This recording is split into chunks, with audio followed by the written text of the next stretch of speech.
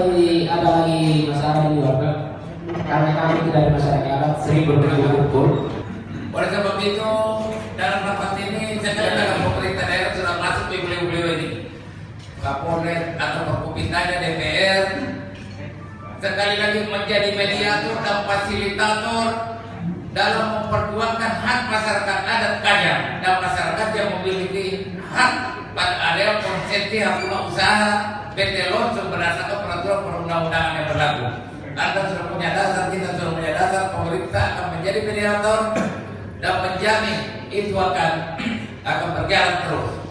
PT Lonsum saya minta untuk melakukan pengukuran ulang sesuai dengan undang-undang yang berlaku bahwa pengguna tanah itulah yang melaksanakan pengukuran ulang pengembalian pasar berdasarkan surat Presiden Direktur PT Lonsum nomor CS 12 MSIP 2 2019 15 Februari 2019 pada 4 lokasi hak guna HGU PT Lonsum. 4 lokasi itu 4 sertifikat yang kita sudah lihat kemarin.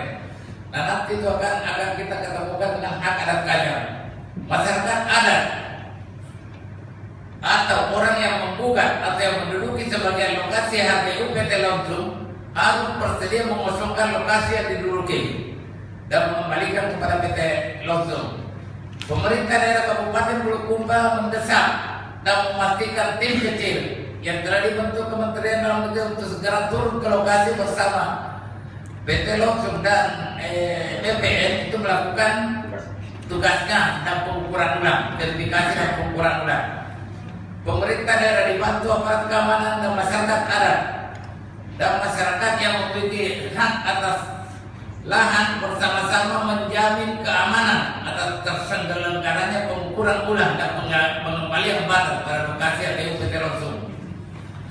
Yang kelima, proses dalam pelaksanaan kegiatan terkait pernyataan sikap ini tetap berdasarkan pada peraturan perundang-undangan yang berlaku. Ada yang membantah ini? Tidak ada. Saya mungkin sedikit untuk tambahan Pak, ada yang kurang. Tempat itu apakah nanti akan dikeluarkan tanah komunal itu atau tidak? Itu saja Pak. Terima kasih. 57 ya Pak. Itu yang pertama. Bisa kurang, bisa lebih. Karena ada juga sinyalemen bahwa katanya Lonsum mengambil banyak. Itu kan pertama.